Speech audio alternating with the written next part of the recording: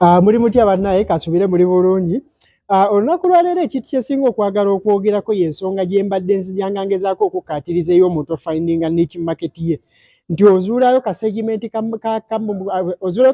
mu katale k'oguza ebintu byo no understanding we bacommunicatinga biki bye baagala engeri gy'obibakoleramu n'oba ng'osobola okusavinga audience eyo paka n'ogisavinga consistently paka weetuuka akaseera ng'ekola ki ng'ekuddiza.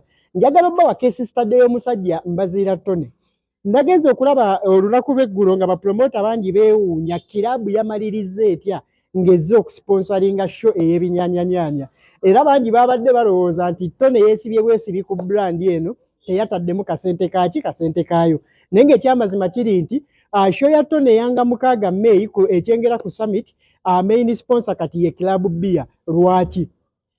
Marketing ne branding is a game of numbers. Omuntu alina numbers company name assessing ati numbers zalina zisobola consuming product yayo oba numbers zalina zandyetaaze okumanya ku product yayo automatically brand ebegenda muwa kisente.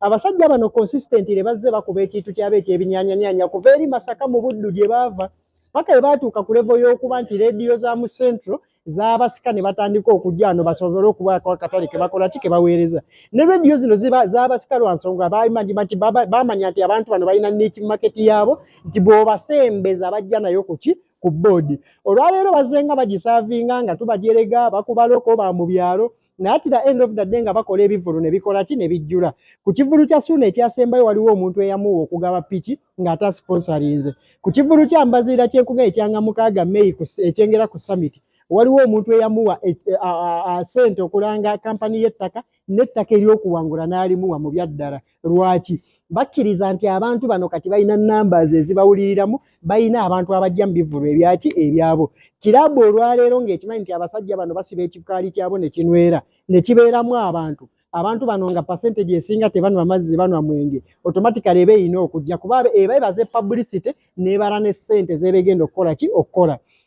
Mbaziira Tonny y'omu ku bantu bennaakalabako mu industry eno abali organized ng'ovudde ku bye bakola byemumanyiddemu ebyamannya wali nti ali ku radio akola ki alina business endala gya running ebbali ng'eri successful.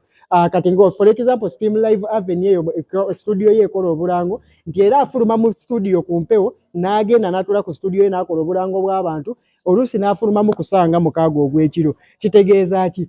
Singa kampani ejja n'ekkolako research n'emanya nti toyimiridde ku musaala gwokka oyina ekintu ekirala kyokola ekyamaanyi ekikufuula ekitwala obudde bwo kitegeeza naye okubayinga into your time okubanga esobola okukukozesa osobola okuba ne higher chances ez'okwepricingira ku bbeeyi eya waggulu ate nabo baba bakitegeera kubanga bamanyi ono tagenda survivingira ku kyaffe kyokka. Olwaleero nja kusaba wenna creative ali eyo weebuuze target audience ye eri ki? Bobi Wine yayimbira abantu ba ghetto paka we yabajjamu okubeera lead of opposition ati asinga amaanyi kati. Okitegeera gwe target audience ye eri ki gy'ogenda okukolera paka weerituukira kaseera nekkiriza nti ogiwadde ekimala naye ekuddize. Mwebale nnyo.